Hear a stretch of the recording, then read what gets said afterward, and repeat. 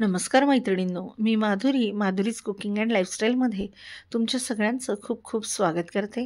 त्याआधी तुम्हाला सगळ्यांना गणेशोत्सवाच्या खूप खूप शुभेच्छा। तर हे आहेत आमच्या घरातील बाप्पा आणि बाप्पांच्या नैवेद्यासाठी मी आज 2 साहित्यामध्ये फक्त 5 मिनिटांमध्ये बाप्पांसाठी मोदक बनवलेले आहेत। तर मैत्रिणींनो, आज मी तुमच्यासाठी घेऊन आले अगदी झटपट आणि सोपी रेसिपी। फक्त 2 साहित्य वापरून 5 मिनिटात मोदक तयार। गणेश चतुर्थीला किंवा गणपतीच्या 10 दिवसांमध्ये वेळ कमी असेल आणि अचानक नैवेद्यासाठी काही बनवायचं असेल तर ही रेसिपी तुम्हाला नक्कीच उपयोगी पडेल। चला तर मग जास्त वेळ न घालता आता आपण मोदक बनवायला घेऊया। आणि दुसरी महत्त्वाची गोष्ट म्हणजे हे जे मोदक आहेत लहानांपासून मोठ्यांपर्यंत सगळ्यांना आवडतील। चला तर मग रेसिपीला सुरुवात करूया। ह्यासाठी साहित्य: 1 वाटी भाजलेले शेंगदाणे घेतलेले आहेत आणि 1 वाटी गूळ घेतलेला आहे। शेंगदाणे मस्त खरपूस भाजून त्याची साल काढून घेतलेली आहे।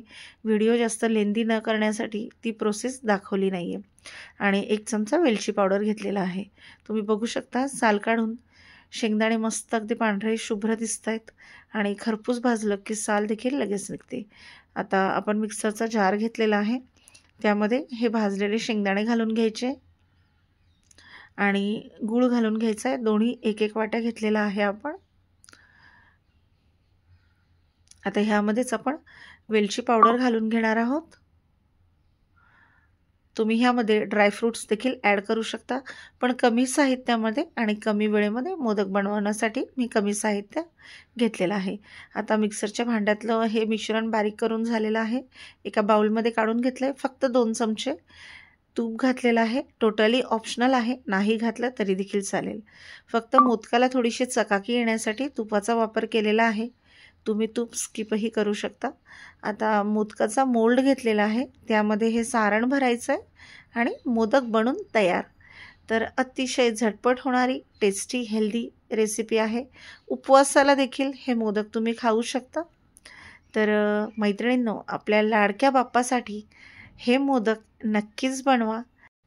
तर ह्याच पद्धतीने मी बाकीचे मोदक देखील बनवून घेतलेले आहे।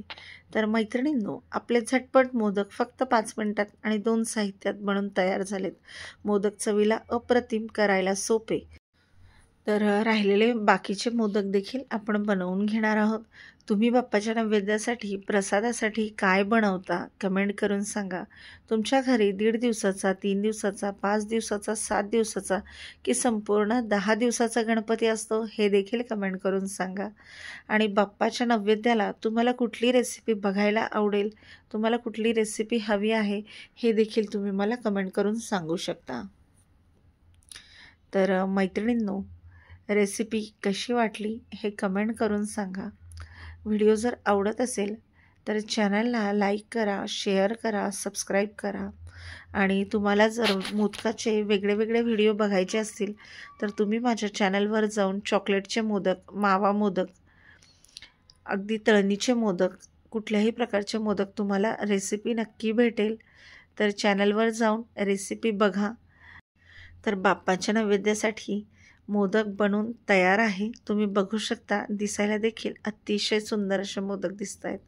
तर रेसिपी नक्की ट्राय करा। पुन्हा भेटूया अशाच एका नवीन आणि खास रेसिपीसोबत। तोपर्यंत गणपती बाप्पा मोरया। आणि व्हिडिओ शेवटपर्यंत बघितल्याबद्दल खूप खूप खूप धन्यवाद।